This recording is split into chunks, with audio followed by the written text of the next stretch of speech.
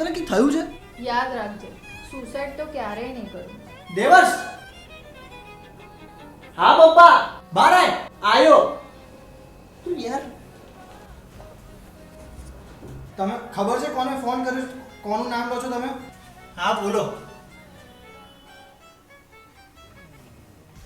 તારે બહેનની હોસ્પિટલમાંથી ફોન આવ્યો કે એણે સુસાઇડ કર્યું છે.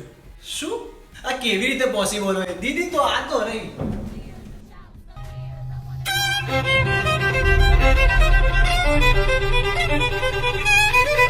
યાદ રાખજો, સુસાઇડ તો ક્યારેય નહીં કરું.